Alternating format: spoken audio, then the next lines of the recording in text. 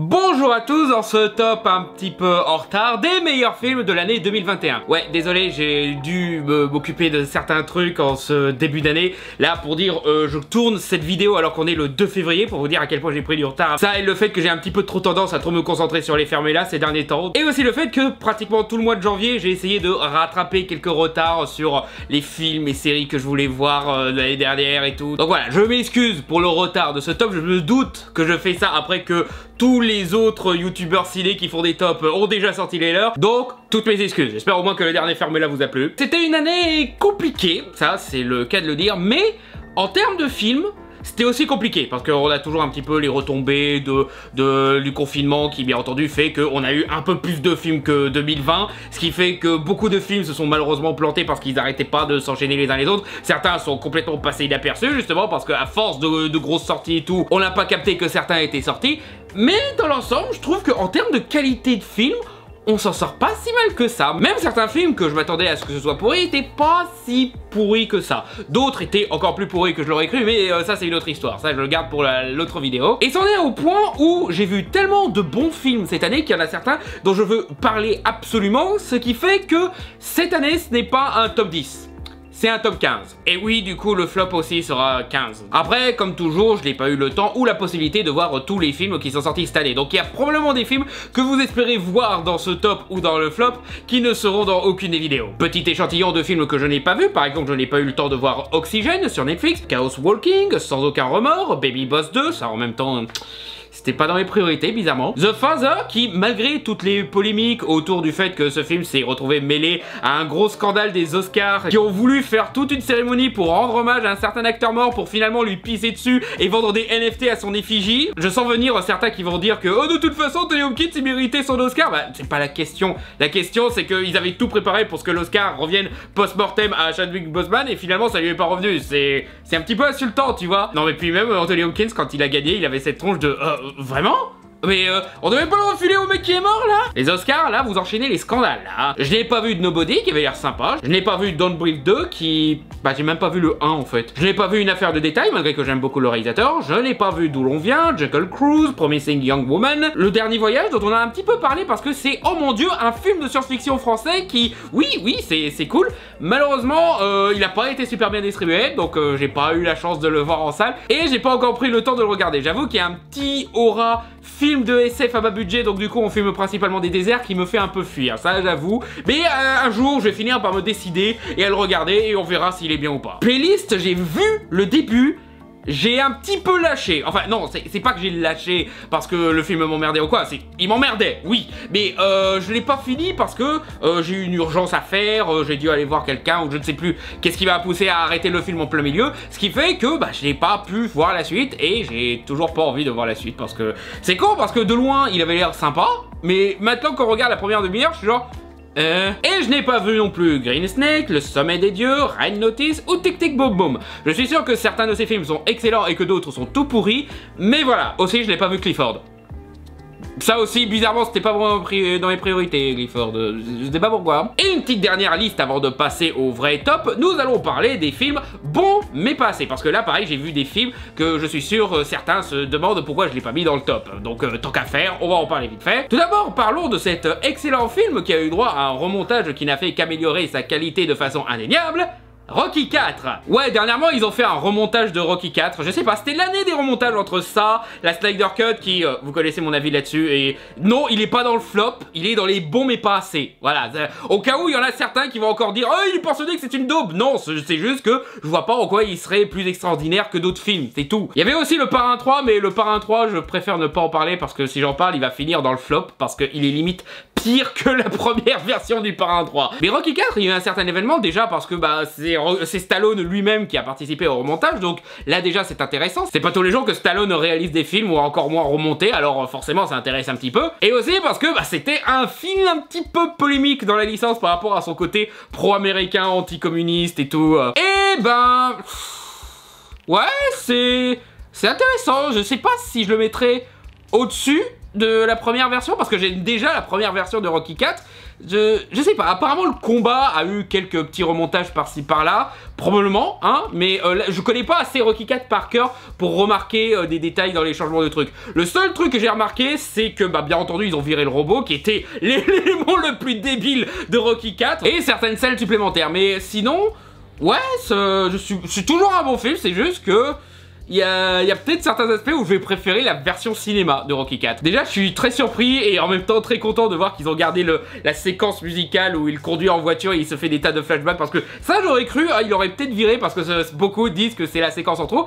Moi, j'aime beaucoup cette séquence. D'accord, elle est en trop. C'est vrai que narrativement, elle est pas super utile, mais moi, j'aime beaucoup cette séquence. Voilà, donc je suis content de la revoir ici. Non, aussi, peut-être pour la musique de fin...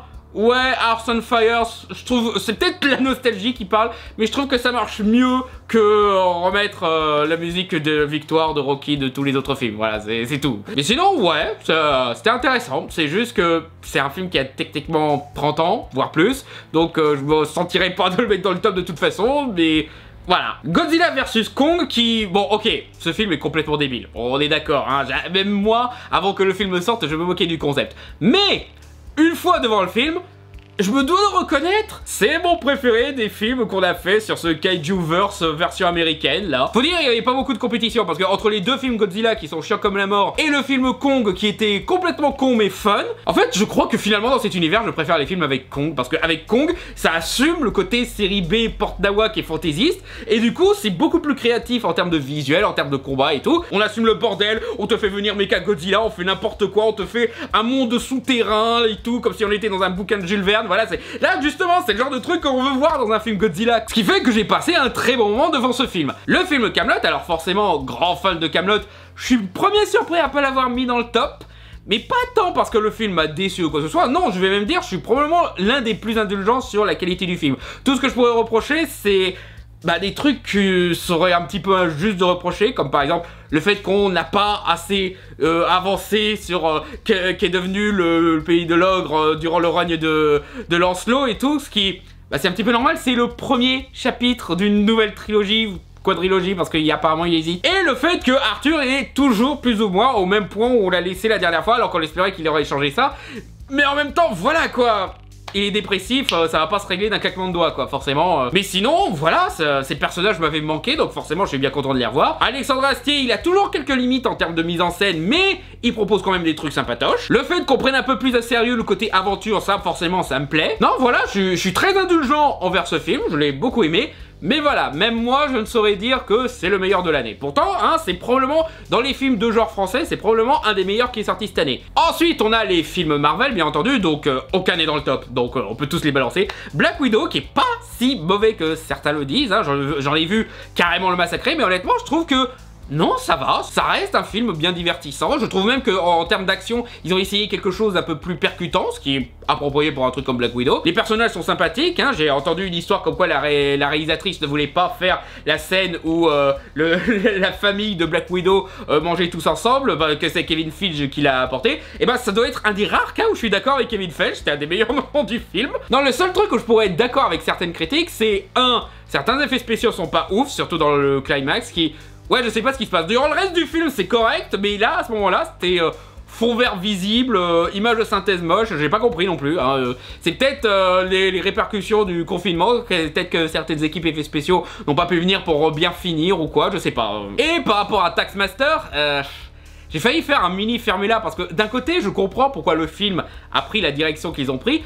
De l'autre côté, putain, c'est vrai que c'est chiant que Taxmaster n'ait toujours pas une bonne version. Parce que Taxmaster, c'est vraiment un de ces personnages, même dans la bande dessinée, qui n'a pas été exploité à son plein potentiel, j'ai envie de dire. Parce que un concept comme Taxmaster, ça pourrait être un des plus grands méchants de Marvel aux côtés de Doctor Doom, de Loki et de Thanos, mais c'est juste un mercenaire à la con. J'ai toujours trouvé ça nul. Je veux dire, au moins Deathstroke, dans le dessin animé Teen Titans, justement, on en a fait un grand méchant machiavélique qui dirige une grosse organisation, qui combat dans l'ombre et tout, voilà, ils ont réussi, ils ont compris ça au moins avec Deathstroke. Mais Taxmaster, non, ça veut toujours pas, c'est toujours un mercenaire à la con qui est juste au service d'un autre, et c'est con parce que moi je veux bien bien un film où Taskmaster c'est vraiment un méchant à la Dark Vador, mais bon bah en même temps je comprends pourquoi avec le thème de ce film ils ont pris cette direction là, mais donc voilà. En fait les seuls défauts que je pourrais lui reprocher c'est des trucs que je trouve pardonnables voire justifiables. Shang-Chi, j'étais très surpris à quel point ils ont tenté des trucs en termes de mise en scène, en termes de créativité de scènes d'action, en termes de fantasy aussi. Il y a même un moment où ils arrêtent tout simplement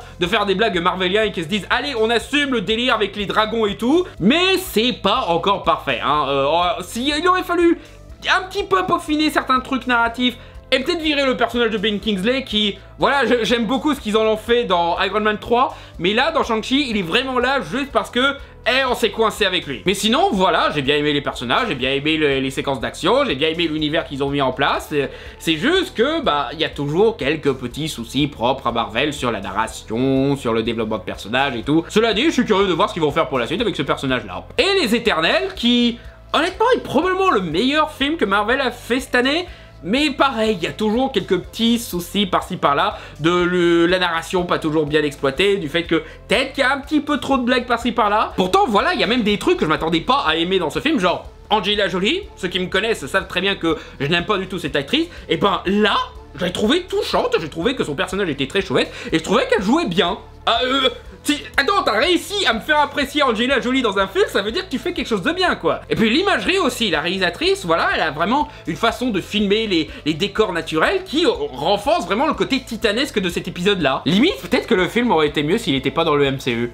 Je dis ça, je dis rien, hein. En dehors de Marvel, nous avons Free Guy, qui était sympatoche. Ryan Reynolds, tu vois, on peut lui reconnaître des tas de trucs, mais au moins il essaye des trucs, il est passionné par son machin, c'est un vrai geeko, ce qui veut se faire plaisir, voilà. Et pour une fois, on a un film sur l'industrie du jeu vidéo qui dit pas trop de conneries sur les jeux vidéo, tu vois. Ils ont compris un petit peu comment marche le marketing de ce truc, comment ça marche le développement et tout, certains codes et tout. Bon, il y a bien entendu des trucs où ils arrondissent, hein, parce que c'est quand même l'histoire où un PNJ prend conscience et décide de mener une sorte de révolution, mais voilà quoi, ça reste gentillesse, ça reste même un petit peu conformiste parce que voilà, c'est quand même une histoire où les PNJ ils arrivent à créer ce monde où la violence n'est plus là, où ils arrivent à vivre en dehors de la violence des gens normaux, mais en même temps voilà, ils restent enfermés dans leur jeu et tout. Ça aurait été beaucoup plus intéressant qu'ils se libèrent aussi de ce stade là, mais voilà, je vais pas bouder mon plaisir non plus. Aussi, petit détail marrant, est-ce que je suis le seul à avoir remarqué que la musique du film reprend la musique de ce court-métrage Disney Pepperman Boss Level, qui était très fun, qui dit un peu plus de conneries sur le monde des jeux vidéo, mais là on pardonne parce que c'est pas exactement le sujet, hein. C'est juste Un jour sans fin si c'était un film d'action. Cool! C'est super comme concept, je veux plus. C'est pas le réalisateur du Territoire des loups, voilà, qui est capable de faire les films le plus cons mais fun, sincèrement, et les films les plus intéressants et tout. C'est limite le nouveau John McTiernan, tu vois. Alors celui-là, je sens que je vais avoir des problèmes pour pas l'avoir mis dans le top. Dune qui est excellent en soi, j'ai juste deux petits problèmes qui malheureusement sont dus au concept même du film. Premièrement, le fait qu'il soit coupé en deux, ce qui fait que, bah, comment dire, c'est comme si t'arrêtais le Roi Lion au moment où Simba rencontre Timon et Pumba. Tu vois, il y a un manque. Je sais qu'ils essayent d'être le plus fidèle possible au bouquin, mais ça change pas le fait qu'en coupant en plein milieu, sans oser apporter quoi que ce soit de nouveau pour essayer de donner l'impression que quelque chose a été accompli, bah, ça donne l'impression qu'on a vu que la moitié d'une histoire, quoi. Dites ce que vous voulez du Hobbit, mais à la fin du premier film, t'avais une sensation d'avoir accompli quelque chose, justement. T'avais la fin d'un arc avec Thorin, avec Bilbon et tout. Il y avait au moins cette impression qu'on avait conclu une partie de l'histoire. La suite, on verra plus tard. Mais là, durant tout le film, Paul fait que subir. Il n'y a aucun moment où vraiment il prend une action, il prend une décision ou quoi. Non, il fait que subir l'action. Même quand il fait des trucs, il fait des trucs par légitime défense et il se contente de suivre le flot du destin, quoi. Et je trouve ça un petit peu dommage. Je sais qu'il y a des fanatiques qui auraient tué toute l'équipe du film s'ils avaient pris la moindre modif. Déjà que changer de genre et de couleur de peau à un certain personnage, ça a fait polémique pour rien parce que c'est un personnage très secondaire dont on se fout. Mais du coup, voilà, le film s'arrête quand l'histoire aurait vraiment commencé. C'est dommage. Et mon autre problème, ça, pareil, c'est malheureusement le concept du film qui veut ça, c'est que j'ai pas l'impression que Denis Villeneuve s'est vraiment approprié le film. Tout repose sur le fait que ce sera 100% Dune. On va mettre l'entièreté du bouquin dans ces deux films Dune qu'on a annoncé, quoi. Ouais, bah... moi ce que j'aime bien avec Denis Villeneuve, c'est qu'il propose quelque chose de sincère, quoi. Tu vois, dans Blade Runner 2049, il y avait des idées qui semblaient être ses idées à lui, qui étaient très intéressantes, hein. C'est des trucs que Ridley Scott aurait probablement jamais eu l'idée de faire ou aurait rendu chiant. Et du coup, ce qu'il fait de l'univers Blade Runner, ça m'a intéressé. Là, l'adaptation de Dune par Denis Villeneuve, j'aurais justement voulu voir Denis Villeneuve qui s'approprie l'univers de Dune. Sauf qu'il le fait pas, parce que ce film a pour objectif d'être le plus respectueux possible au bouquin. Ok, bah après le bouquin il est très bien, donc forcément ça fait quand même un très bon film. Et Denis Villeneuve il apporte quand même de sa patte en termes de visuel, et les visuels sont magnifiques quoi. Mais voilà quoi, c'est un peu froid. Ça me laisse un petit peu froid le fait que j'ai même pas vu l'histoire en entier.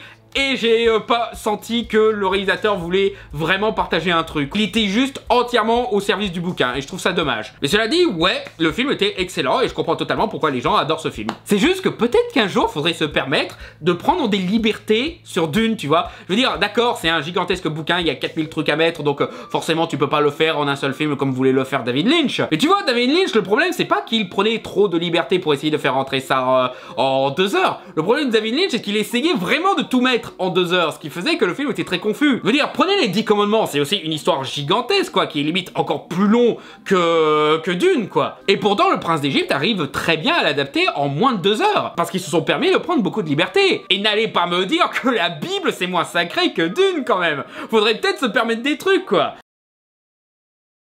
Le film Demon Slayer, ce qui est marrant parce que en fait Demon Slayer, j'ai pas trop suivi la série, j'ai juste lu les premiers tomes du manga parce que fallait que je fasse un montage pour Hermite par rapport à ça. Et je me suis contenté d'Hermite qui m'a raconté ce qui s'est passé entre temps pour pouvoir comprendre ce qui se passe dans ce film, parce que ce film c'est un petit peu la saison 2 de la série. Et même à ce stade-là, j'ai beaucoup aimé le film. C'est juste que voilà, ça reste un film qui se contente d'être une saison 2 pour un shonen. Donc forcément c'est très centré sur l'action. L'action est excellente bien sûr, hein. Déjà que l'animé, de ce que j'ai vu, les images sont magnifiques, alors là forcément quand ils ont le budget film c'est encore mieux, mais voilà, ça change pas le fait que narrativement ça peut être un petit peu perturbant, et le fait que ça se contente de faire avancer le scénario principal. Et pour dire que c'est vraiment l'histoire d'une saison, c'est que quand tu penses que l'arc principal est terminé, et ben il y a un autre arc qui débarque en dernière minute.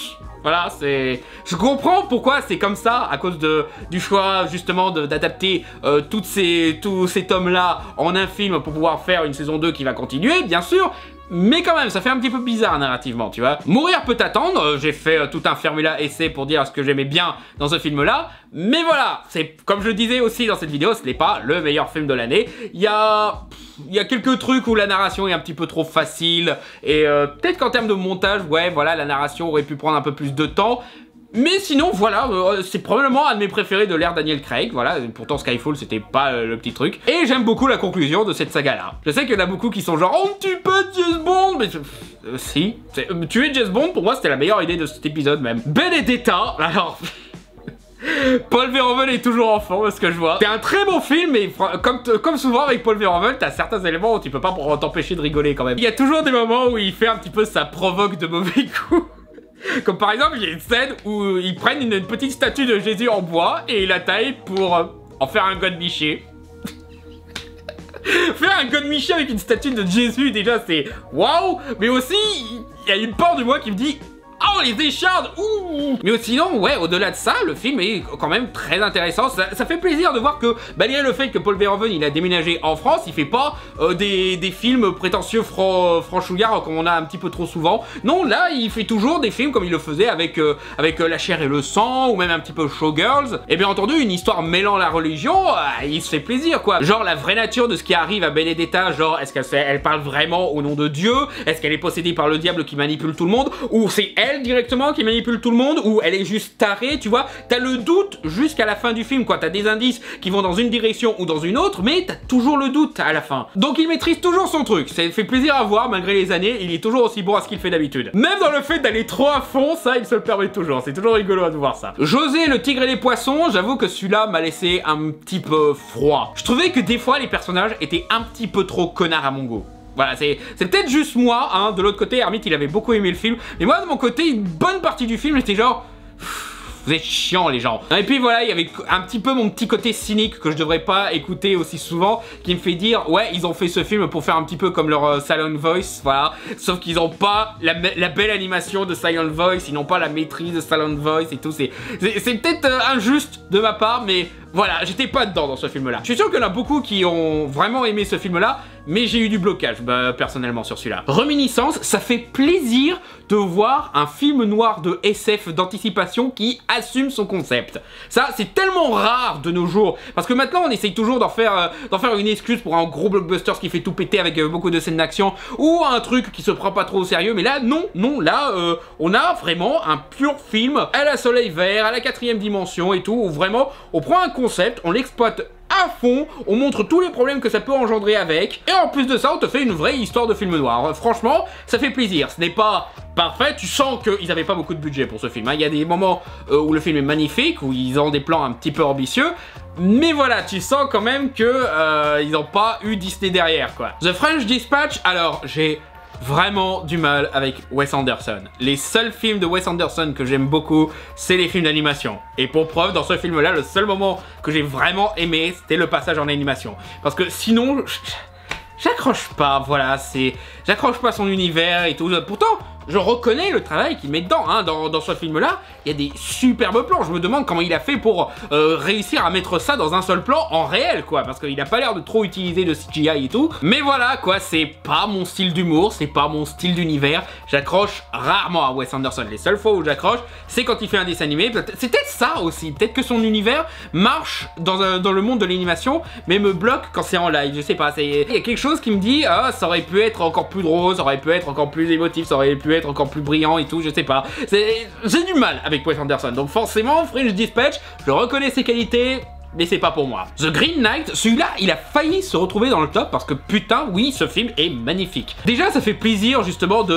d'avoir un film sur les légendes arthuriennes qui assume son côté ésotérique, son côté poétique et tout. C'est quand même une approche beaucoup plus intéressante que ce qu'on a eu avec Antoine Fuqua ou Guy Ritchie. Voilà, j'aime beaucoup le film de Guy Ritchie, en plaisir coupable, mais voilà quoi, cette approche-là, limite encore plus envoûtante ou hors de ce monde que Excalibur, c'est vraiment une approche très intéressante qu'on devrait se permettre de faire un peu plus. Et Green Knight, justement, ils l'ont très bien fait. Et aussi, je trouve ça marrant que c'est un film par le réalisateur du remake de Peter et Elliot le Dragon. Ça fait plaisir de voir que le mec qui a probablement fait le remake Disney le plus correct arrive à avoir une carrière en dehors des remakes Disney et qui propose des films réellement intéressants. Ça montre que, quelque part, j'avais un bon flair pour ce film-là. Cry Macho, alors, en soi, le film était bien, hein, il était bien mené, était bien joué, l'histoire était bien racontée et tout. Il y a toujours le côté bienveillant, bien que toujours un petit peu conservateur de Clint Eastwood, qui marche bien dans ce film-là. Mais c'est la 3e fois que tu racontes ce film, Clint.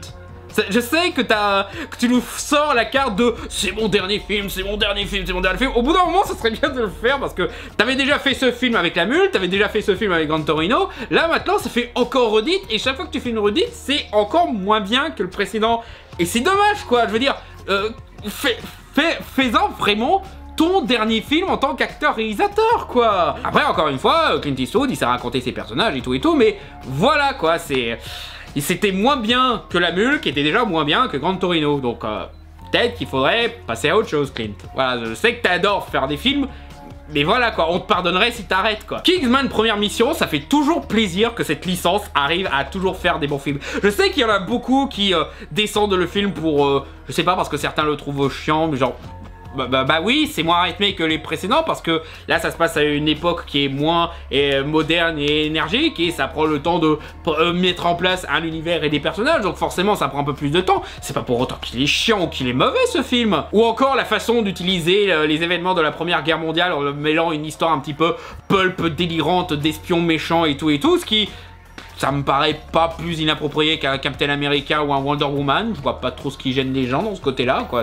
C'est une adaptation de comics, quoi. Et puis en général, voilà, quoi. Les scènes d'action sont toujours bourrées de bonnes idées. Les personnages sont ultra attachants. Je veux dire, je m'attendais pas à être autant ému par les personnages de ce film, hein, parce que, voilà, quoi, c'est des personnages qu'on va avoir que pour un seul film parce que c'est un préquel pour préparer un truc pour les suites de Kingsman, c'est tout. Mais non, franchement, j'étais dedans. J'étais vraiment dedans dans ce film qui était vraiment bien mené. L'humour marche toujours, il est un peu moins provoque parce qu'on est dans une... voilà, on est dans un contexte historique qui est un petit peu moins fuck you motherfucker, donc forcément, on n'a pas trop le côté provoque du premier ou du deuxième Kingsman, mais quand même, ce film qui techniquement n'est pas de 2021 et ça me frustre parce que je voulais le mettre dans le top, et c'est No Man's Land, par la réalisatrice des Éternels, qui était vraiment magnifique. Au début, j'avais un petit peu de mal avec le montage, mais au bout d'un moment, je m'y habitue et surtout, il y a des passages qui sont limite hypnotisants, ça donne envie de prendre ta voiture et de voyager comme elle le fait parce que vraiment tu tombes amoureux de certains paysages qu'elle arrive à trouver. Mais je le mets pas dans le top pour un truc tout con, c'est parce que je viens à peine de capter que techniquement ce film est sorti en 2020. Le 30 décembre 2020. C'était vraiment dans les 2 derniers jours de 2020, juste pour m'emmerder. Et du coup, bah, il est pas dans le top parce que c'est pas un film de 2021. Pourtant, hein, il était bien placé et tout, parce que franchement, j'ai vraiment aimé ce film. Mais voilà, Boîte Noire. Un thriller français, d'habitude, voilà, c'est un genre de film qui m'attire pas trop. Parce que les thrillers, c'est limite le truc le plus chiant qu'on fait dans le cinéma français. Je sais pas, il y a toujours ce truc quand je regarde un MR73 ou un L'Immortel et tout qui me fait dire... chiant. C'est à croire qu'il se concentre tellement sur le côté non humain de ces personnages de flics désabusés ou trop sombres, etc. qui fait que je m'en contrefous de ce qui se passe. Surtout que la plupart du temps, c'est toujours filmé comme un téléfilm France 3 super chiant. Là, non. Là, on avait un super metteur en scène qui exploite parfaitement ce concept de un mec qui enquête sur un accident d'avion en étudiant soigneusement une boîte noire. Ce qui veut dire beaucoup de travail du son et c'est justement une parfaite démo technique pour le travail de son au cinéma. Ça, plus le fait que les acteurs sont excellents, hein. Le scénario est peut-être un petit peu prévisible, voilà, parce que forcément, le mec, il se rend compte qu'il y a peut-être un complot. Spoiler, il y a un complot. Malgré tous les efforts pour vraiment laisser le doute jusqu'au bout sur peut-être qu'il se trompe, peut-être qu'il est paranoïaque et tout. Mais au bout d'un moment, le film continue, tu te doutes qu'il doit y avoir un complot quelque part, quoi. Mais franchement, Boîte Noire, excellente surprise. Si vous aimez ce genre de thriller, n'hésitez pas.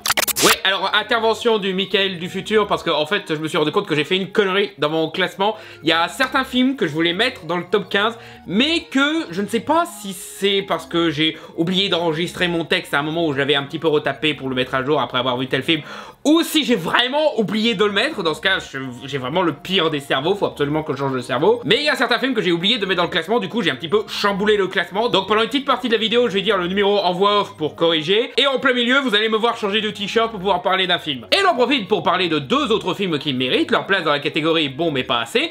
Tout d'abord, Médecin de nuit, un thriller français sur un médecin de nuit, qui était pas mal du tout, il était très efficace, la mise en scène est bien menée, les acteurs sont excellents, ça casse pas trop patin à un canard, mais honnêtement, dans le genre des thrillers psychologiques presque film noir, c'était vraiment pas mal. Et le deuxième, j'ai même un petit peu retardé le tournage de ce top 10 pour voir si j'allais le mettre ou non dans le top, et c'est Encanto, qui est très bien, je vais même dire, j'aime beaucoup cette mouvance des films Disney à faire des histoires où il n'y a pas vraiment de méchant principal, où il y a juste une remise en question d'un statu quo familial qui impose des trucs à la nouvelle génération qui ne peuvent ne pas supporter la pression autour. Il y a même une histoire que je trouve intéressante dans ce film, c'est qu'il y a pratiquement un personnage qui fait sa Miley Cyrus.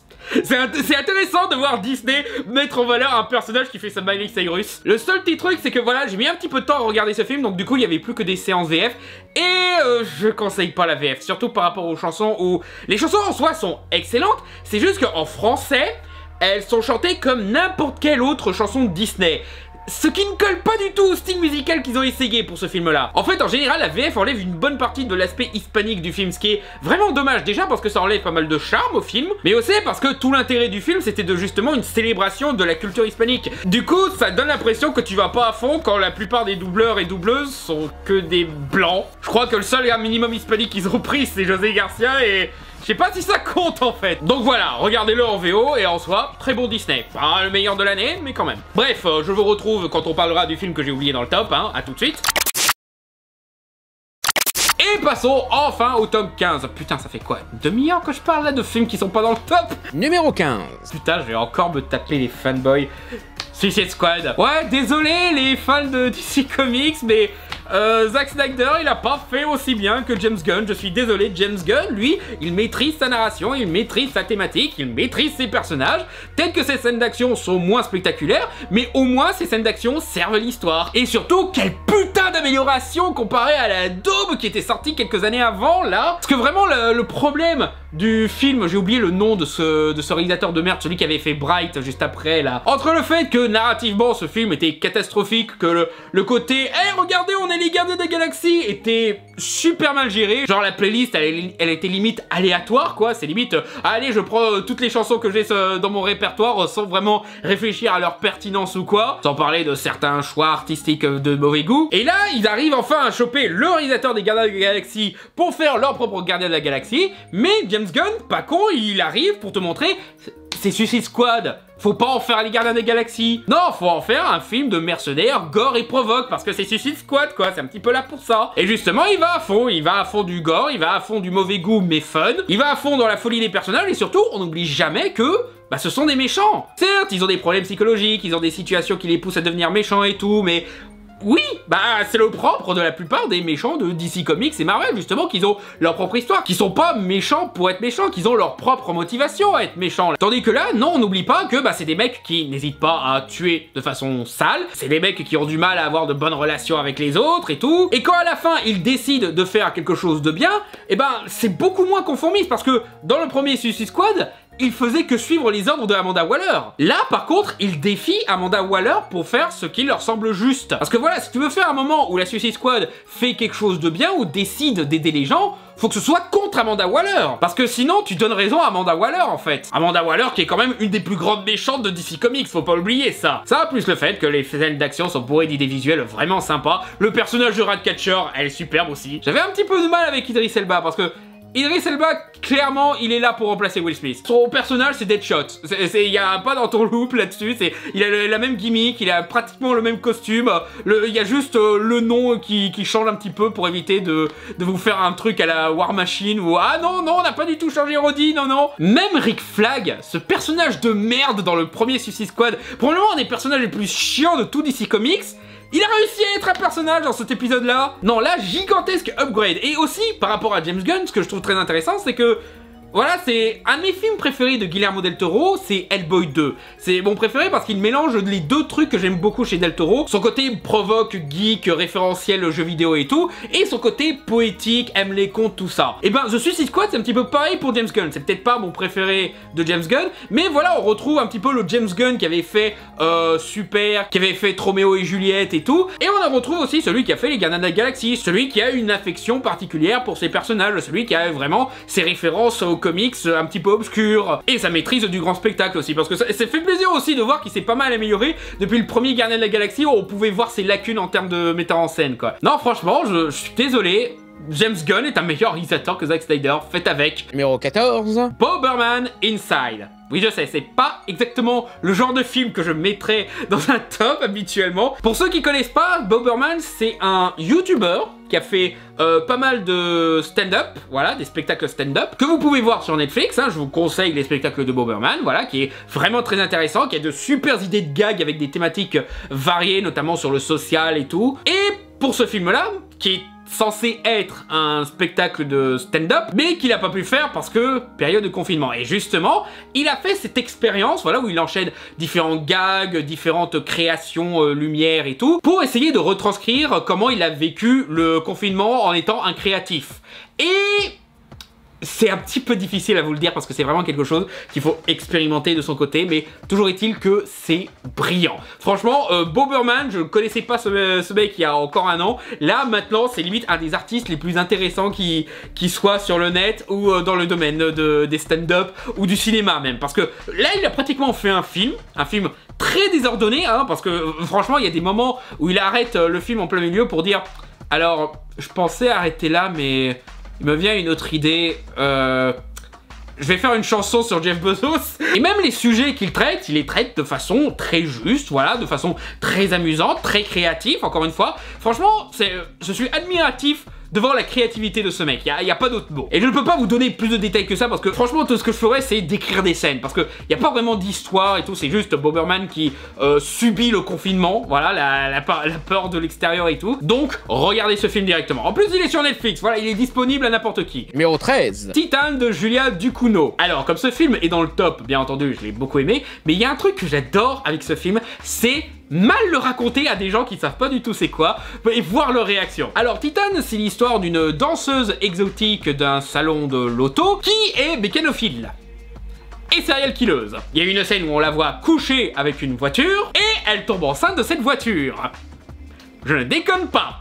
Elle tombe enceinte d'une voiture. Elle a maintenant un placenta en métal et elle sécrète du goudron par les seins, c'est dégueulasse. Mais ses activités de serial killeuse ont fini par la rattraper et la police essaye de la choper. Du coup, sa solution, c'est de se faire passer pour un jeune garçon porté disparu qui revient d'on ne sait où. Donc elle se rase, elle se pète le nez pour modifier un petit peu son visage, elle planque ses seins et son ventre, bien entendu. Et elle se fait accueillir par le père de ce gamin qui est persuadé que c'est son gamin. Et à la fin, elle donne naissance à un bébé moitié humain, moitié métallique.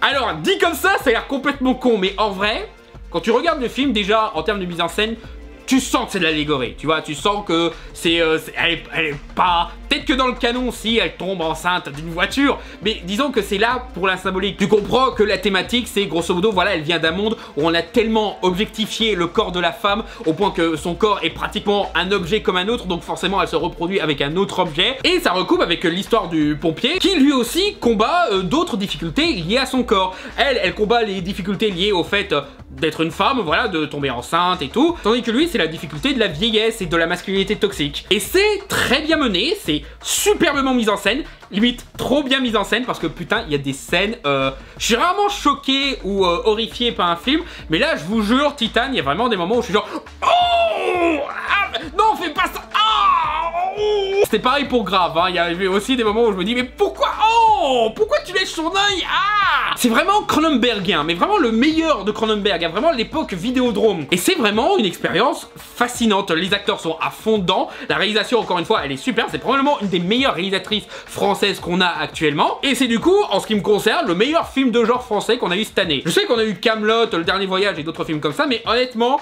j'ai pas encore vu Le Dernier Voyage, mais Titan, là c'est tellement une pointure, ça m'étonnerait que Le Dernier Voyage fasse mieux. Numéro 12. Don't Look Up de Adam McKay. Bon déjà, débarrassons-nous du côté technique, les acteurs sont tous excellents, faut dire, Leonardo DiCaprio nous a jamais déçus pour le moment. La mise en scène est frontale mais efficace et le montage est particulièrement brillant, voilà, la façon dont il lance une musique pour la couper de façon frustrante, pour bien illustrer le fait que, ah, t'as l'impression que les choses avancent enfin, et ben non, il y a une connerie qui va encore nous bloquer en plein milieu et qui va nous empêcher de finir ce qu'on doit faire. L'humour marche énormément malgré le fait que c'est ultra déprimant ce qui se passe dans ce film, et surtout la maîtrise du sujet, quoi, je veux dire, utiliser la situation d'une météorite qui va s'écraser sur la Terre en l'appliquant à une satire politique sur comment nos dirigeants ont géré des trucs comme le réchauffement planétaire, le traitement du Covid ou les combats sociaux, et ce que ça dit c'est très juste, c'est très bien mené, mais en même temps tu te dis ah oh, putain, c'est la merde. Et étant de ceux qu'on met souvent dans la catégorie SJW parce qu'ils osent rappeler qu'il y a quelques soucis dans notre société,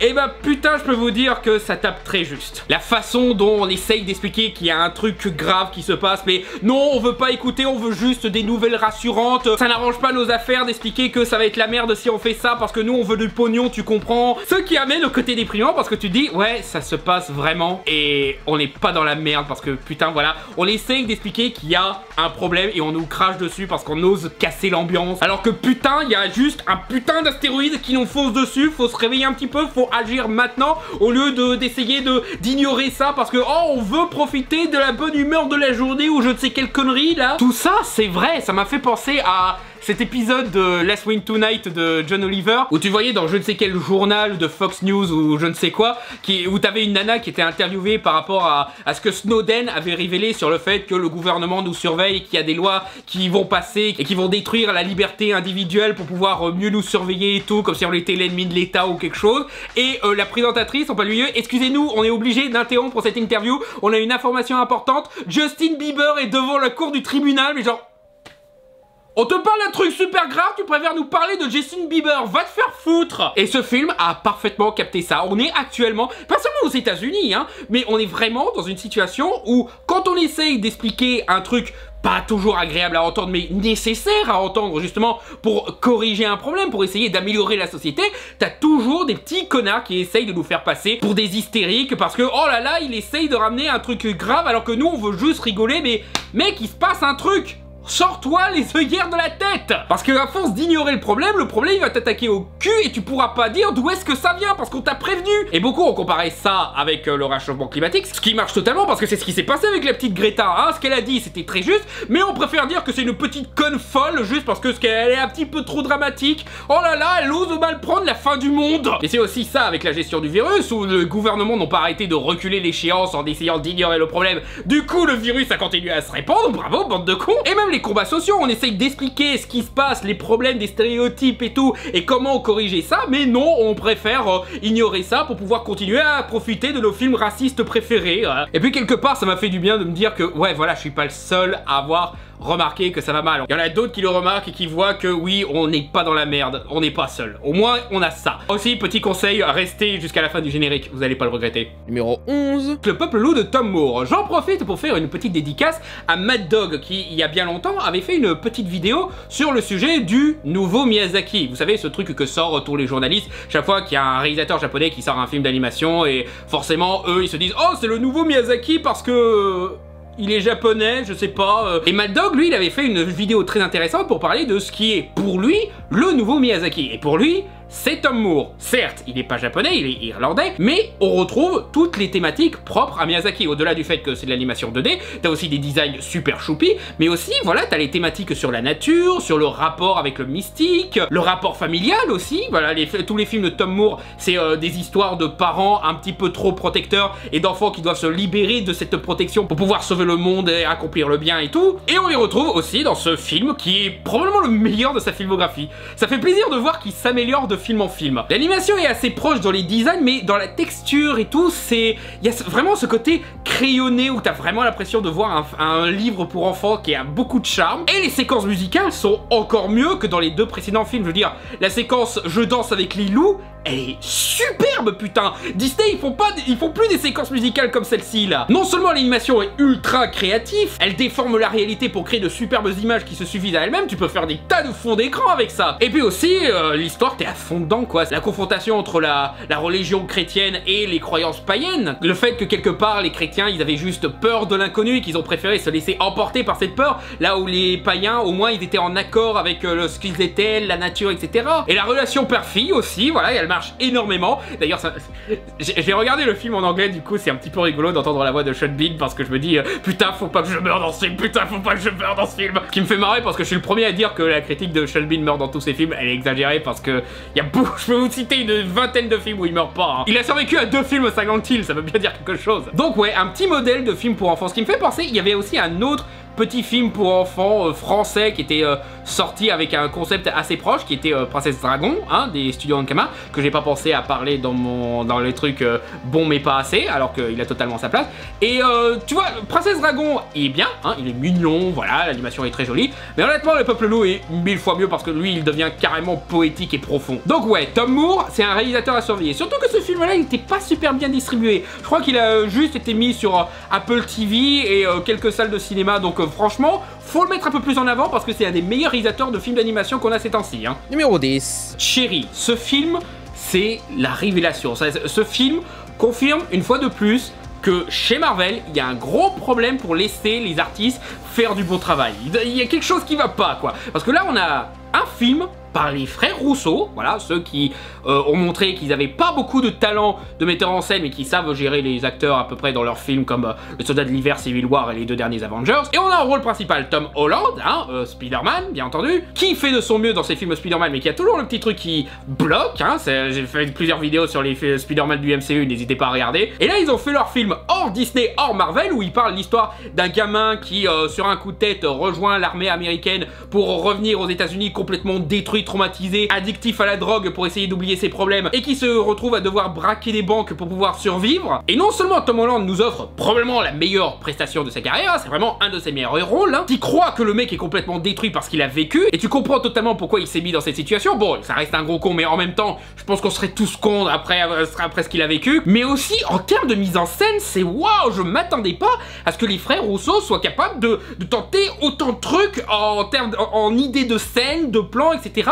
Je veux dire, un truc tout con, par exemple, la première banque qu'il veut braquer, voilà, c'est une banque qu'il avait déjà visitée pour essayer d'avoir un prêt pour l'aider à se sortir de sa situation. La première fois qu'il essaye, tu vois que la banquière qui l'accueille, elle a le visage dans l'ombre. Voilà, c'est limite une méchante de James Bond ou quelque chose, voilà. Déjà, c'est une idée de mise en scène bien trouvée en soi, mais en plus, quand il revient à cette banque pour la braquer, où il le fait de façon discrète, où il a juste pris un billet où il a marqué je vous braque, s'il vous plaît, faites pas de bruit, etc. Et là, à ce moment-là, la lumière arrive et tu vois pour la première fois le visage de la banquière. Et là, c'est... Mais c'est une super idée, justement. Ça y est, il se rend compte qu'il parle à un être humain au moment où il la braque, quoi. Mais c'est... Oui, les frères Rousseau sont capables de ça. Mais qu'est-ce qui s'est passé chez Marvel pour qu'on le laisse pas faire ça? Et il y a des tas d'autres plans qui sont super bien trouvés, comme ça, même des trucs complètement cons. Je veux dire, par exemple, il y a une scène où Tom Holland, quand il va rejoindre l'armée américaine, il se fait vérifier le cul par un médecin. Bah du coup, t'as une caméra dans son cul. C'est con, mais tu vois, il y a une idée, quoi. Justement, le côté provoque qui va avec le fait que, voilà, il se fait un petit peu violer dans son intimité et tout, ça marche, quoi. C'est dingue de se dire que les frères Rousseau, oui, sont capables de faire de la bonne mise en scène. Qu'est-ce qui s'est passé pour qu'ils fassent une mise en scène fade dans les films Avengers et Captain America qu'on leur a confié? Non, franchement, je m'attendais pas à autant apprécier ce film-là. C'était vraiment la curiosité. Tiens, Tom Holland qui essaye de faire un film qui sort un petit peu de son modèle de gentil garçon. Et les frères Rousseau qui ressortent tout juste de Avengers Endgame et qui se disent allez, on va essayer un truc un petit peu à part. Là, pour le coup, leurs deux talents combinés arrivent à vraiment faire quelque chose. Je m'attendais pas que ce soit aussi bien, quoi. Peut-être que je survends, hein. Peut-être que je suis trop que je me laisse emporter par la surprise de la qualité du film et qu'en fait il est pas si extraordinaire que ça, mais franchement j'ai été bluffé que les frères Rousseau soient capables de ça. Et franchement, j'ai envie de les encourager dans cette direction là. Si vous pouvez arrêter les blockbusters et faire d'autres films de ce genre, moi je suis pour, hein. Numéro 9. Lucas, c'est un film homosexuel et j'emmerde tous ceux qui diront le contraire. Ah non mais franchement c'était un très beau film, l'animation était superbe, encore une fois Pixar montre leur talent et surtout ça fait plaisir de voir des designs qui essayent d'autres formes, qui essayent un truc à la limite de ce que fait voilà, c'est Gromit, j'ai oublié le nom du studio, et de faire vraiment une histoire de... c'est une histoire d'amour, je suis désolé, y a pas d'autre mot. Même la façon dont ils utilisent l'aspect créature des mers qui se cache, c'est pratiquement une allégorie sur l'homosexualité, quoi. Enfin, Disney a fait un vrai film sur des protagonistes gays. Et pour ce film-là, Disney a décidé de ah non, il y a rien de gay, ils sont juste amis, hein. C'est là qu'on voit que Disney qui essaye de se la jouer LGBT, c'est juste de la façade, hein. Ils le font volontiers pour quelques personnages secondaires dont tout le monde se fout et qu'on pourra supprimer au montage ou changer un de leurs dialogues quand on les distribuera dans des pays ou régions qui sont un peu moins pro-LGBT. Mais quand enfin ils ont le film pro-LGBT parfait, et ben il renie sa nature LGBT et c'est... Allez vous faire foutre Disney, quoi. Là, vous avez confirmé votre putain d'hypocrisie. Je veux dire, non seulement tout se concentre sur la relation entre ces deux petits gars qui s'entendent super bien, qui ne peuvent pas vivre l'un séparé de l'autre et tout. Même quand il y a la gamine qui arrive en plein milieu, tu sens trop que l'autre gars, il commence à être jaloux et tout. Ou la scène où il le force, son pote, à révéler sa nature d'homme-poisson à la gamine, c'est une scène où il a essayé de le forcer hors du placard. Même la réaction de Lucas, c'était voilà, c'était de l'homosexualité refoulée, quoi. Pratiquement, c'est exactement le même genre de scène. Surtout qu'en plus cette romance elle marche, l'histoire elle marche super bien là. Tous les anti-JW qui disent oh mais arrêtez de mettre des homosexuels partout, là tout ce qu'on veut c'est des bonnes histoires. Bah là vous avez une bonne histoire et des homosexuels, il est bon le compromis là, non? Mais voilà, Disney sont des putains de lâches. Autant le dire. Numéro 8.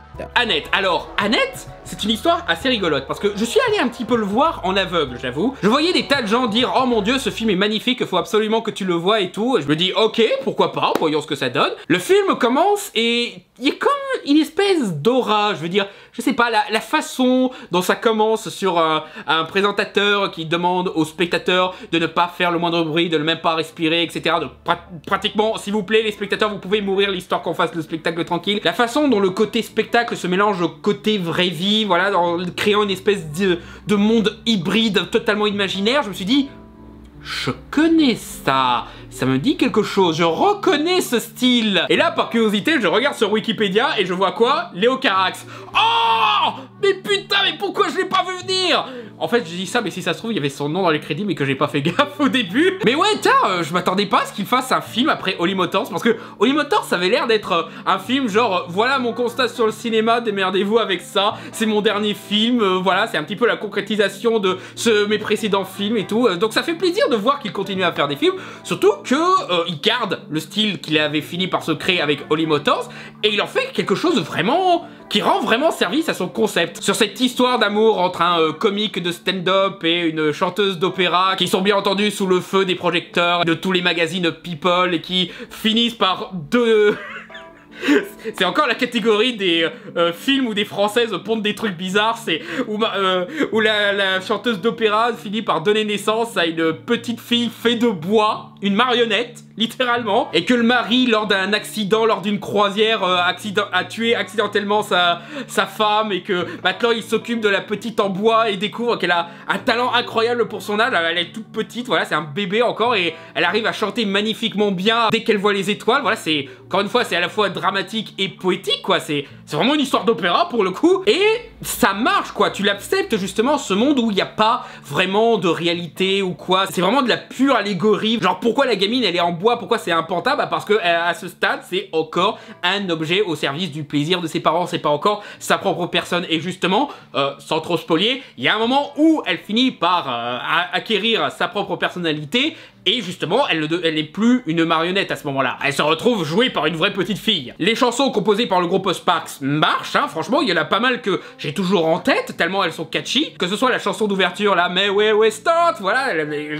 excellente cette chanson. Ou même leur mélodie d'amour qui est juste eux qui répètent plusieurs fois We love each other so much. Mais ça marche parce que la mélodie est très belle, elle est plutôt bien chantée. Je sais pas si c'est vraiment Marion Cotillard qui chante, mais ça va, je trouve qu'elle se débrouille bien. Adam Driver aussi, il a une voix un petit peu cassée mais qui marche avec le personnage, donc je l'accepte. Et aussi, bah bien entendu, au vu du réalisateur, en termes d'imagerie, c'est magnifique. Genre, ça fait du bien que, pour une fois, je vois un film avec une scène de cul qui est filmé de façon esthétiquement intéressante, voilà, qui essaye d'être un minimum joli et romantique. Parce que putain, j'en ai marre de ces films français à la branlette intellectuelle qui te filment des scènes de cul comme deux poissons qui font comme ça, là. Le tout avec une caméra à l'épaule se remuant de n'importe comment, là. J'en ai marre de cette façon de rendre l'amour dégueulasse. Là, enfin, une scène d'amour qui est jolie esthétiquement. Ça fait plaisir pour une fois. Et puis aussi, c'est une alternative intéressante dans le genre de la comédie musicale. Je me souviens, j'étais à une séance spéciale pour...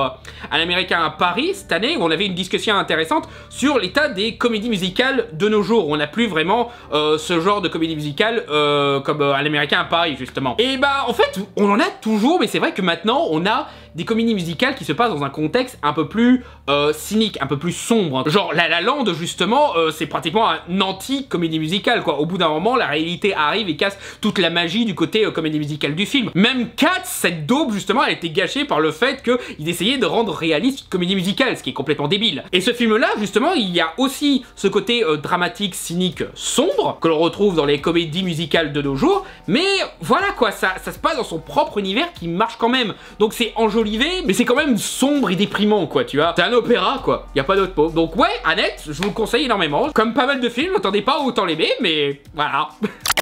Voilà, comme je le disais, il y avait un certain film que j'avais oublié de le mettre dans le classement, numéro 7 en plus, donc pour dire que c'était une place importante.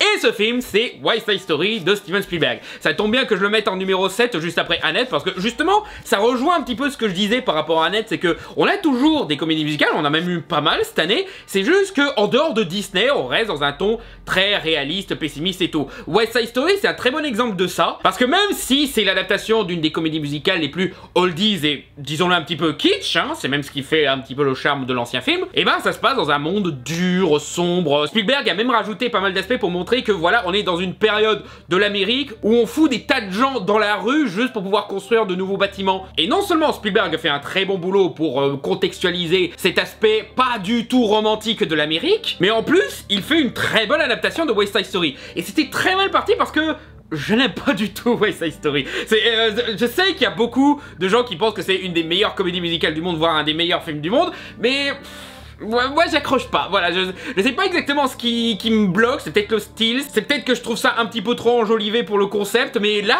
pour le coup, Spielberg, il a réussi à me faire apprécier des trucs que je n'aimais pas de base dans West Side Story, genre certains personnages, certaines chansons, etc. Faut dire, en termes de mise en scène, il y a une grosse amélioration, et pourtant, Robert Wise, voilà, c'est pas un petit metteur en scène de merde, hein, c'est genre un des plus grands réalisateurs de son époque. Mais là, ce que j'aime beaucoup avec Spielberg, c'est déjà... on a enfin l'aperçu de Steven Spielberg qui fait une comédie musicale. Je pense que ça fait des années qu'il espérait en faire un et enfin il peut en montrer qu'est-ce qu'il vaut en termes de mise en scène de comédie musicale. Et franchement, ça valait le coup. Parce qu'avec lui, c'est pas juste les personnages qui chantent, c'est les chorégraphies, c'est les décors, c'est la mise en scène, tout chante dans ce film. Et ça renforce vraiment le côté enjolivé de la comédie musicale qui marche super bien. Ça, plus le fait qu'il arrive à actualiser les thématiques de West Side Story de façon pertinente. Il y a un truc qui est souvent dit par rapport au West Side Story d'origine qui est faux, hein, c'est que le film met tout ce drame sur le dos des jeunes qui font des conneries. Alors que c'est un petit peu oublié certains dialogues qui rappellent que non, c'est pas les jeunes qui pourrissent le monde, c'est le monde qui a pourri les jeunes en fait. Et là justement ce film met encore plus l'accent pour que ce soit inévitable de se dire ouais c'est le monde autour d'eux, c'est leur environnement qui les pousse à la confrontation, qui les pousse à virer dans le crime. On te montre même les flics en train de pousser un petit peu à la confrontation justement pour régler leurs petits problèmes. Et ça justement c'est un apport dans la bonne direction pour justement faire en sorte que West Side Story soit toujours d'actualité. Même si c'est une vieille histoire, même si ça se passe dans les années 50 je crois l'histoire se passe vers là non? Et bien malgré tout ça, ça a toujours une résonance sur le monde actuel où on a toujours ces problèmes de confrontation raciale dans les banlieues, etc. Et on rappelle que non, c'est pas la faute d'eux, c'est la faute de l'environnement qu'on a créé autour d'eux. Vous voulez que ça s'arrête? Et pas améliorer les conditions de vie en banlieue, je sais pas moi. Et puis ça fait plaisir de voir que malgré les années, Steven Spielberg c'est probablement un de ces réalisateurs qui a le mieux compris le monde moderne que la plupart des réalisateurs jeunos là. Il arrive même à caser un personnage transgenre, l'utiliser très correctement, avec justesse, et même dénoncer une certaine forme de transphobie dans certains milieux. Et le tout en étant en accord avec l'histoire qu'il raconte. Je veux dire, justement, il y avait un personnage de jeune fille qui voulait rejoindre des gangs, etc. Et si on faisait en sorte que ce soit un jeune homme transgenre, et ben ça marche. Donc ouais, West Side Story, excellent remake, excellente comédie musicale et excellent Spielberg. Et ça fait encore plus chier de voir que Disney l'a laissé crever en le sortant en même temps que Spider-Man. Allez vous faire foutre Disney. Bref, on revient au cours normal de ce top et on se retrouve pour le flop que je vais enchaîner tout de suite après.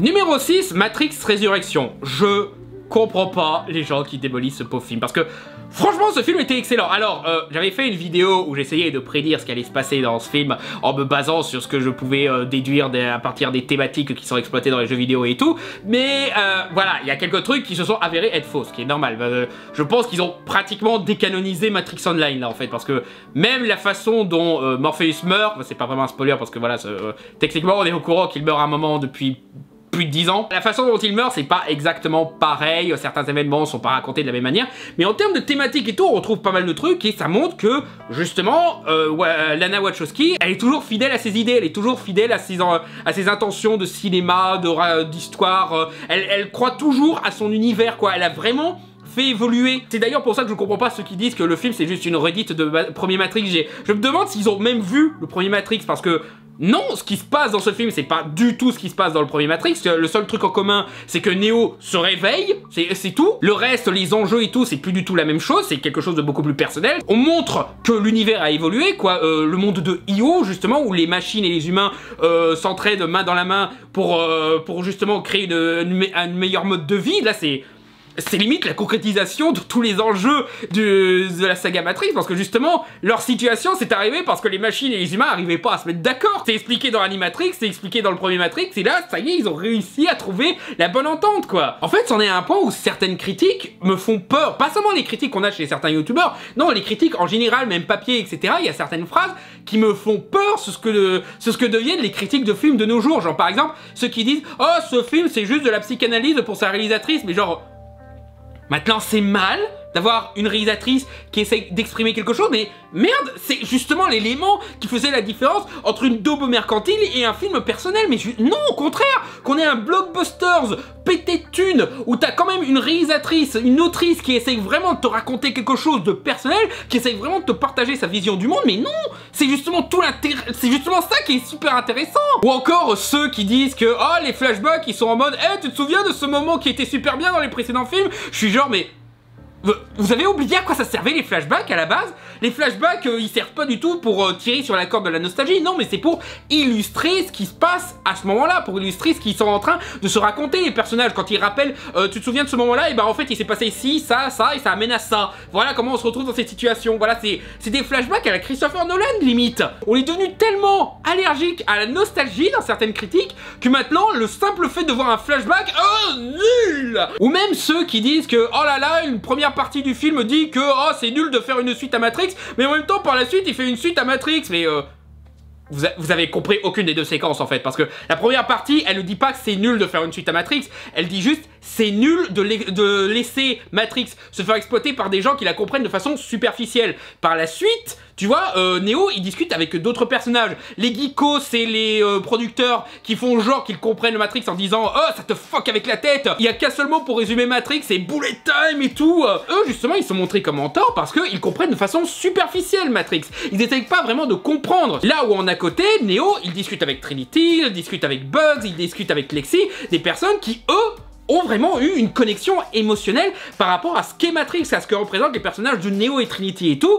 Et là, par contre, il les considère comme ses échos, parce que justement, il y a une différence entre la branlette intellectuelle et vraiment comprendre ce que le film raconte. Vous n'arrivez pas à faire la différence entre les deux, c'est inquiétant ça. D'accord, les scènes d'action ne sont pas aussi bien travaillées que dans la trilogie originale, mais ça, j'ai envie de dire, c'est limite une attention volontaire en fait. Parce que justement, les idées visuelles du film, c'est justement une compréhension superficielle de Matrix. Si Lana Wachowski a essayé un truc avec ça, c'est de montrer ce qu'est vraiment Matrix au-delà des côtés superficiels, genre les lunettes classe, le manteau et le bullet time. Ces idées visuelles sont devenues des armes de l'ennemi. Genre, littéralement, c'est un point scénaristique que le bullet time, c'est l'arme du méchant principal de ce film-là. Ou même d'autres moments, comme par exemple la pluie de balles tombant dans l'hélicoptère qu'il y avait dans le plan qu'il y avait dans le premier Matrix. Il est réutilisé dans celui-là, mais il est réutilisé à un moment où c'est l'hélicoptère qui tire sur Neo. Littéralement, une idée visuelle du premier film est utilisée contre Neo, quoi. Ou encore le combat contre Smith. Oui, spoiler, Smith revient, il a changé de tête et tout. D'ailleurs, ça justement, le changement sur Smith, je sais que à la base, ils ont fait ça parce que apparemment Hugo Weaving voulait pas revenir parce qu'il aimait pas trop le script, ce qui veut rien dire, hein. C'est pas forcément la meilleure personne pour juger si c'est un bon script ou pas. Mais je trouve ce changement justement pertinent parce que justement, maintenant, les petits fachos comme l'agent Smith de la trilogie, il ressemble plus vraiment de nos jours à Smith, hein. Il ressemble maintenant aux cadres PDG qui font genre que t'es son pote et qui en fait essayent de t'avoir par derrière et qui profitent de leur privilège, quoi. Mais pour revenir à ce combat, justement, ce que je trouvais intéressant, c'est que si vous regardez bien, Smith, il utilise exactement les mêmes coups qu'il utilisait dans le premier film Matrix, là où Neo, il utilise d'autres coups. C'est même comme ça qu'il arrive à le battre. Tout le truc du film, c'est justement rejeter l'aspect boucle nostalgique que les producteurs essayent d'imposer à cette licence. Et de l'autre côté, Lana Wachowski innove. Il y a de nouvelles idées de scènes d'action, je veux dire, la scène avec les bots. Tu vas pas me dire qu'il y avait une scène similaire dans les précédents Matrix, quoi. Et puis même, en général, c'est probablement le plus touchant des films Matrix. La relation Neo et Trinity dans les trois premiers, c'était genre, ouais, ça existe, quoi. Je comprends le sens narratif, mais de l'autre côté, je dirais pas que c'est mon couple préféré. Dans celui-là, ils sont super touchants, quoi. Les acteurs, non seulement sont excellents, mais en plus, les dialogues, le fait que tu reconnais encore plus leur connexion spirituelle et émotionnelle, non, là, c'est enfin un vrai bon couple touchant, quoi. En fait, le problème de ce film, le vrai problème de ce film, c'est qu'il n'est pas cynique. Il est sincère. Et on est à une époque où justement la sincérité, c'est vu comme un gros mot maintenant dans le cinéma hollywoodien. Non, faut faire comme Marvel qui arrête pas de se moquer de son propre concept. Et là au milieu, t'as Lana Wachowski qui apporte un vrai message avec sincérité sur comment elle voit le monde. Et on l'envoie chier. Parce que, oh mon dieu, quelqu'un qui a fait preuve d'émotion. Non, franchement, Matrix Résurrection, c'est... Bah, j'ai envie de dire, tous les épisodes de Matrix ont toujours été controversés, quoi. Même le premier film, maintenant, il y a des crétins qui vont dire que ça a toujours été de la daube surestimée. Donc forcément, c'est pas de la part de ceux qui se moquaient de la scène de l'architecte qu'on va s'attendre à une bonne compréhension de ce qui est censé être Matrix, et donc comprendre ce film-là. Donc ouais, fuck les rageux. Matrix Résurrection, c'était super. Numéro 5, Ride Your Wave de Masaaki Yuasa, le réalisateur de Mind Game et de Devilman Crybaby. Donc ça veut dire une animation complètement folle pour notre plus grand plaisir. C'est vraiment une animation très élastique qui n'hésite pas à se déformer au moindre truc, qui apporte un petit côté brouillon mais qui marche parce que justement ça colle avec la façon dont l'action se déroule. Tu comprends cette élasticité, c'est pas comme s'il y avait un problème de consistance ou quoi que ce soit. Non, non, c'est vraiment ce qui se passe à l'écran est tellement fou que la réalité se déforme. Et ça marche complètement avec cette histoire qui est un petit peu absurde, quoi. Voilà, c'est l'histoire d'une jeune fille qui était très amoureuse d'un mec quasi parfait, qui est mort dans un accident et qu'elle arrive à voir dans des flaques d'eau chaque fois qu'elle se met à chanter. Mais genre, il est littéralement là, son fantôme s'incarne dans des flaques d'eau chaque fois qu'elle chante. C'est complètement absurde, mais ça marche déjà parce que la romance, elle est super mignonne, hein, J'avoue, pendant une petite partie, je m'attendais à ce qu'il y ait un twist, genre on découvre que c'est un connard en vrai, parce que il paraissait un petit peu trop parfait, tu vois. Il y a quelques moments où il fait un petit peu stalker et tout, il est un petit peu trop attentionné. Non, on va découvrir un truc sur lui, ça... Ah, il est mort. Ah, d'accord, c'est ce genre d'histoire-là, d'accord. Et aussi le fait que, bah, c'est la thématique du film, c'est justement croire en l'incroyable, dépasser ses limites, etc., vaincre ses peurs, donc... forcément, la façon dont l'animation déforme la réalité, ça marche. Sans oublier le fait que c'est magnifique à voir, hein, voilà, le travail des couleurs, de l'animation et tout, voilà, c'est un spectacle pour les yeux, rien d'étonnant de la part du réalisateur. Et aussi, c'est très drôle, faut le dire, c'est rigolo cette histoire de mec qui s'incarne dans une flaque d'eau, faut le dire. C'est très beau, mais c'est aussi rigolo. Et puis voilà, ça fait plaisir, quelquefois, des films d'animation japonais qui sortent un petit peu du modèle Ghibli, Your Name, qui s'est un petit peu imposé ces dernières années, parce que c'est très bien, hein, j'aime bien aussi ces films-là, mais de l'autre côté, faudrait laisser l'animation expérimenter des trucs. Justement, c'est ce qui est intéressant avec ce réalisateur, c'est qu'il essaye des trucs visuels qui sont vraiment fascinants. Donc n'hésitez pas, Radio Wave, excellent. Numéro 4, on reste dans l'animation japonaise parce qu'on a été très gâtés cette année. Belle de Mamoru Hosoda, ou Summer War 2, ou Digimon 2 le film 3. Oui, c'est encore un...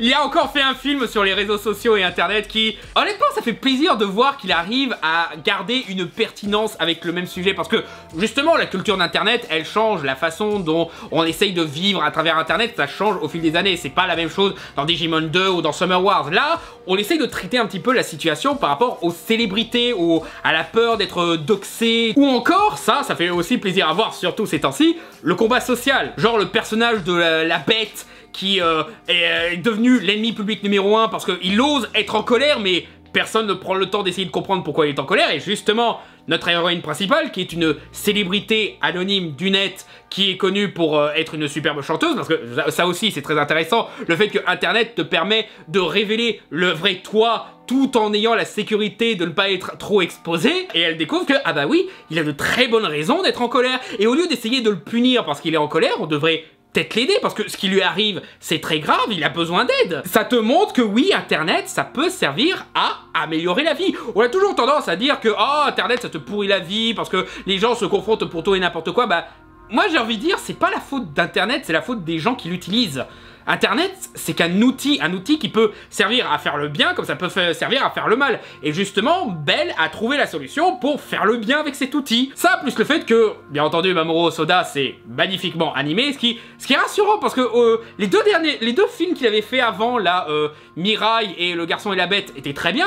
Mais j'avoue, j'étais pas complètement à fond dans Mirai, quoi. Je me disais, c'est bien qu'il fasse les films qui lui correspondent, mais en même temps, je suis pas trop à fond, quoi. Mais avec Belle, il s'est vite rattrapé en ce qui me concerne. Et l'animation, non seulement il s'améliore, mais aussi la façon d'utiliser la 3D. Déjà, il y a une logique à la Code Lyoko, hein, le monde réel, il est en 2D, le monde virtuel, il est en 3D, mais surtout, putain, faut le savoir que c'est en 3D. Moi, je le remarque parce que j'ai un petit peu l'œil, je remarque un petit peu quand c'est un truc en 3D qui essaye de donner une apparence 2D, mais... Voilà quoi, faut le savoir. Ça fond tellement bien avec le reste du film que tu pourrais croire que c'est de la 2D aussi quoi. Et comme avec Summer War justement, ce qu'il fait avec cet univers virtuel complètement allégorique, la façon dont la gamine elle a une transformation à la Sailor Moon quand elle entre pour la première fois sur internet, la façon dont ses concerts sont mis en scène et tout, c'est... Ah non vraiment, c'est une petite merveille d'animation ce film. Numéro 3, Last Night in Soho de Edgar Wright. C'est très bien Last Night in Soho. Regardez Last Night in Soho. C'est vraiment très très bien. Tu peux dégager de ma vidéo? Oui. Edgar Wright qui s'essaye au film d'horreur. D'après vous, comment c'était? Alors, mais déjà, rien que les bandes annonces, j'étais genre, j'ai envie de voler le talent de ce mec comme dans Space Jam. Parce que rien que le plan où la gamine va se coucher, que t'as la caméra qui rentre dans ses draps et les draps qui s'étirent jusqu'à des milliards de kilomètres et tout. Ou encore les scènes où elle danse avec Matt Smith, avec une parfaite transition où tu vois pas la coupure. Parce qu'il n'y a pas de coupure, en fait, ils font ça en un plan et sans effets spéciaux, mais waouh! Les jeux de miroir et tout, c'est super. Ça, plus le fait que bah, c'est un bon film à la giallo moderne. Ouais. Il y a vraiment un petit côté Suspiria sur les bords. Vraiment, Edgar Wright, ça montre vraiment que c'est un artiste complet parce que pour l'instant, il n'y a pas un genre qu'il a pas réussi à maîtriser à la perfection, quoi. Il a maîtrisé la comédie, il a maîtrisé le film d'horreur, bien entendu, il a maîtrisé les films musicaux, il a maîtrisé les films d'action. Non, vraiment, ce mec, c'est vraiment l'un des meilleurs réalisateurs ever. On enjolive beaucoup de réalisateurs qui se contentent d'un genre particulier, mais je trouve qu'on parle pas assez de ces réalisateurs qui sont capables de maîtriser tous les genres, que ce soit lui, Spielberg, Zemeckis. Même l'histoire est très bien racontée, justement, l'histoire de cette gamine qui découvre un secret du passé qui lui permet de comprendre comment étaient considérées les femmes à cette époque, de découvrir ce monde cruel, et même les mystères et tout. Il y a des moments où je me dis, ah, je commence à voir où est-ce que ça va, ah non, non, non, je suis tombé dans le panneau, ah non, ou je sens que ça va aller là, ou je ne fais pas ça parce que ça risque d'être un petit peu limite. Ah non, tu vas pas là, ah bah nickel alors, cool. Non, franchement, Edgar Wright, je suis pas surpris, parce que, bien entendu, je me doutais que t'allais encore faire une tuerie, mais... ça fait quand même plaisir de voir qu'on a raison sur ce coup. Numéro 2, les Mitchell contre les machines. Oui, je sais, ça fait bizarre de mettre ça juste après un Edgar Wright, mais j'y peux rien, j'adore ce film. Outre le fait que, comme souvent avec Phil Lord et Christopher Miller, l'animation est superbe, le film est super drôle et tout, mais encore une fois, la maîtrise d'un sujet moderne. Je me souviens qu'elle avait beaucoup, en voyant les premières bandes annonces, qui commençaient à se dire « Oh, j'ai peur de ce film qui va être un petit peu en mode boomer, genre « Oh là là, Internet, c'est bizarre comme monde, c'est un truc de zoomer. » Et ben en fait, non, ce film trouve le parfait compromis entre montrer les quelques défauts de trop se focaliser sur Internet, mais aussi montrer que faut quand même se mettre à jour les gens. L'une des raisons pour laquelle j'aime tant ce film, je me suis rendu compte en y réfléchissant, c'est que vraiment... c'est ce qu'aurait dû être les Simpsons. Au-delà du fait que voilà, c'est une comédie sur une famille complètement loufoque et tout, il y a ce qu'on a oublié sur les Simpsons, c'est qu'il y avait le côté satire justement critique de notre société qui était parfaitement mélangé avec un côté sincère. C'est qui faisait la grandeur des premières saisons des Simpsons, justement, que c'était très touchant mais qu'en même temps c'était très cynique. Et ce film réussit ça parce que d'un côté, oui, ce que ça dit sur le monde d'internet, sur la culture populaire et tout, c'est très pertinent, mais ça permet aussi de trouver notre place dans notre monde, de développer notre créativité. Je veux dire, c'est pas pour rien si à l'origine le film devait s'appeler Connecté, parce que justement ça parle de connexion. Et en plus de ça, l'histoire de cette famille, elle est vraiment touchante, quoi. T'as de la peine pour ce père qui a vraiment l'impression de perdre sa seule chance de pouvoir se réconcilier avec sa fille et tout. De la fille qui commence enfin à comprendre ce que son père voulait faire depuis tout ce temps et qui arrive enfin à faire les premiers pas pour essayer de se réconcilier. Et bien sûr, les personnages en eux-mêmes qui, encore une fois, c'est très Simpson, quoi. Le père un petit peu gaffeur mais qui essaye de bien faire. La femme qui essaye d'être toute gentille et tout mais qu'il faut pas la chercher quand même. L'aîné qui est un petit peu rebelle et qui a un rapport conflictuel avec son paternel. Le cadet qui est un gros geek ultra timide, et la mascotte. Désolé Maggie, mais toi c'est le chien. C'est vraiment dommage que ce film ait dû se contenter de Netflix, parce que un film comme ça sur grand écran, ça aurait été magnifique. Déjà que les précédentes productions de Lord et Miller, à savoir Spider-Verse, le film Lego et tout, c'était déjà des tueries visuelles, mais là... ils arrivent encore à trouver un nouveau style graphique, mélange 2D, 3D, qui n'est pas juste l'animation de Spider-Verse, et qui marche toujours. Ils arrivent toujours à trouver de bonnes propositions de nouveautés en termes d'animation 3D. Et ça, franchement, ça fait plaisir dans un monde qui est un petit peu dominé par Disney et Pixar, quoi. J'aime beaucoup Disney et Pixar, mais un petit peu de diversité, c'est cool, quoi. Et puis la rédemption de Sony, quoi. Qui aurait cru il y a quelques années que Sony Pictures Animation serait un parfait contre-exemple du modèle Disney, quoi. C'est... Putain de merde, ce vlog de merde est tellement long qu'il fait nuit maintenant, fait chier. Je sais que j'ai commencé à 16h, mais quand même. Donc finissons-en avec le numéro 1... Evangelion 3.0.1.0. Faut faire quelque chose par rapport à ces titres, c'est pas possible. Donc ouais, forcément, le grand fan d'Evangelion que je suis attendait avec impatience ce film. Voilà, surtout que... il est sorti quand le 3? Je crois qu'il est sorti en 2013-14, quoi. Ça fait plus de 5 ans qu'on doit l'attendre, ce pauvre film là. Parce que Hideaki Anno, il avait un film Godzilla super que je vous conseille de voir à faire entre temps, mais putain, l'attente valait le coup. Parce qu'il apporte enfin ce que la licence avait besoin. Outre le fait que sur le plan technique, bien entendu, c'est encore mieux que les précédents films, même l'utilisation de 3D, j'avais peur un petit moment parce que je me disais, ouh, te repose pas trop sur la 3D, tu sais, c'est bien, mais dans l'animation japonaise, ça peut pas toujours bien se marier et tout. Finalement, ça va, il y a même des moments qui font un petit peu valer dérangeante, qui collent bien avec la situation. Mais en plus, enfin, on a la parfaite conclusion de... pas pas seulement la licence Rebuild of Evangelion, mais la licence Evangelion en général. Enfin, il a pu apporter la fin dont on avait besoin pour Evangelion. Non seulement on a le spectacle incroyable que l'on méritait, non seulement on a la déconstruction méta de The End of Evangelion qui amène à des délires, genre une partie du combat final se passe dans un studio de tournage d'un épisode d'Ultraman. Non seulement ça respecte toutes les thématiques qui étaient mises en place dans la série, dans les suites, dans la saga Rebuild, mais aussi enfin, il a réussi à avoir une fin heureuse. Ça montre aussi que Hideaki Anno, il a beaucoup évolué par rapport à la période où il a fait The End of Evangelion. The End of Evangelion, tu pouvais voir qu'il était vraiment dans une grosse dépression, dans une grosse haine de lui-même. Mais là, sa vie, elle va beaucoup mieux. Il a trouvé l'amour, il a réussi à se sortir la tête du sable. Et du coup, il a profité de Rebuild of Evangelion pour montrer que, oui, on peut s'en sortir. La dépression, c'est pas la fin de tout. On peut sortir de cette merde, on peut rejoindre le monde réel, on peut mettre les Eva derrière nous. Même la façon dont les personnages ont évolué, genre enfin on voit ce que sont devenus les camarades de classe de Shinji. C'est sympa de les voir devenir adultes, mener une communauté ou tout ça aussi, c'est sympa. C'est on a beau être dans une situation post-apocalyptique, mais on n'est pas dans un univers à la Mad Max où oh tiens la société s'est écroulée donc du coup devenons tous des barbares. Non, là c'est la société s'est écroulée, bah du coup on va se faire une petite communauté, on va s'entraider pour essayer de rendre la vie plus supportable pour les survivants. Oh mon dieu, un monde post-apo qui n'est pas pessimiste, mais ça fait plaisir quoi, merde. Genre même avec la fin du monde, la vie est possible, c'est bien de le rappeler quelquefois. Et puis voilà, enfin, Shinji, il a trouvé le bon compromis. C'est pas le dépressif qu'il y avait dans la série, et c'est pas le badass qui finit par provoquer la fin du monde par entêtement dans les précédents films. Non, là, c'est un vrai mec sage, un mec qui a réussi à avoir une bonne vision d'ensemble de la situation de son père, etc.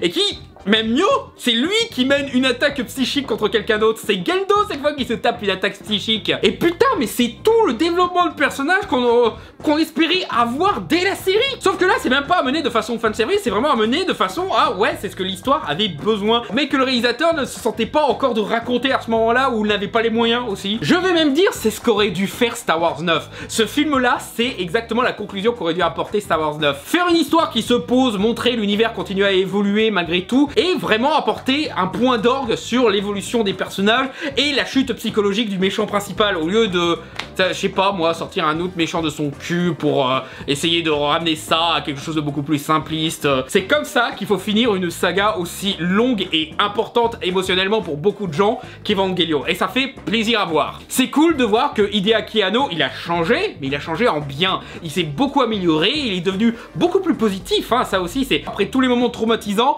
enfin nos personnages trouvent le bonheur, même ceux qu'on pensait qu'ils ne trouveront jamais le bonheur parce qu'ils sont trop enfoncés dans le gouffre, même eux ils finissent par trouver leur voie quoi. Non, et puis voilà quoi, c'est quand même une saga qui m'a accompagné dans mon adolescence, dans le début de mon âge adulte et tout, et maintenant voilà, voir comment ça se termine, ça t'a fait quelque chose quoi émotionnellement. Donc forcément, j'étais un petit peu obligé de le mettre en numéro 1. J'aurais bien aimé mettre un truc un peu moins geekos, un peu moins otaku-esque, mais je suis désolé, c'est le film qui m'a le plus plu cette année. C'est vraiment le film qui m'a senti, qui m'a rassuré le plus, qui m'a vraiment ému. J'ai la musique sur mon téléphone que j'écoute régulièrement. C'est mon film préféré de cette année, qui est toujours pas sorti en Blu-ray parce que Amazon Prime quoi. S'il vous plaît, crachez-le, le Blu-ray ça fait un moment qu'on attend quoi. Donc voilà, c'était mon top de l'année 2021, désolé pour le retard. Et je rappelle que si vous n'êtes pas trop d'accord avec le classement, c'est un top purement subjectif, hein, j'ai oublié de le préciser en début, mais voilà. Et je vous dis à bientôt pour le flop 15 2021 que je vais essayer de faire tout de suite après. Et les prochains fermez-là, bien sûr, Big Bang Theory 3 arrive. Merci d'avoir regardé cette vidéo, n'hésitez pas à liker, commenter, vous abonner, peut-être même faire un petit don sur Utip ou sur Patreon. J'ai ouvert un Discord exclusivement pour les donateurs et les donatrices, si jamais ça en intéresse certains. Et je vous dis à bientôt sur la chaîne Fermez-la.